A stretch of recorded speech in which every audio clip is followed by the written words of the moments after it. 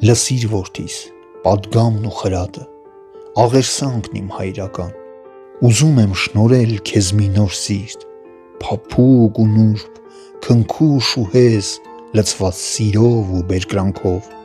ինչպես կարող ես դատարկ, անսիրտ,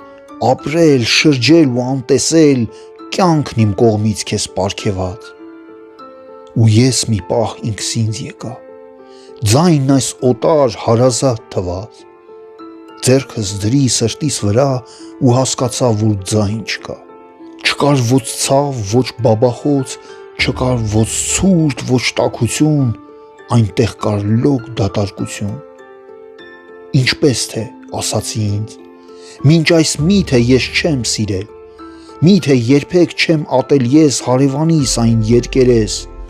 միթե երբեք չեմ խղճացել մուրացկանին ու անտունին, ցավ քաշողին ու լքվածին, շփոթմունքի մեջ ու խուճապի լսվեց ձայնն այն հրաշալի, որդիս, ահա սիրտն այս մարմնեղեն, թույլ տուր ինքս այն տեղադրեմ, խաղաղությամբ, բայց թուլացած, խոնարհվեցի, ծունկի իջա, հասկանալով, որ խոսքերում չեմ կարող լինել ճարտար, շշնջացի լոկ այս խոսքեր, ով ես դու Տեր, լսել ես դու խաչի մասին, իսկ այն սիրո, որ կատարվեց, սպասիր, սպասիր ասացի ես, միթե այնտեղ, այն ժամանակ, խաչի վրա դու մահացար, հիշում եմ, որ այնտեղ կանգնած ծիծաղում էի բերանս բաց, ու այդ պահին չդիմացա, հոնգուր ես լաց եղա, և դառնացած ու ամոթից շշնջացի, ներիր ինձ Տեր, և շշուկում այդ ծանրացած, նորից խոսեց ձայնն այդ հրաշք, մի այնպիսի փաղակ շանքով, խաղաղությամբ ու կարոտով, որ ինձ դրդեց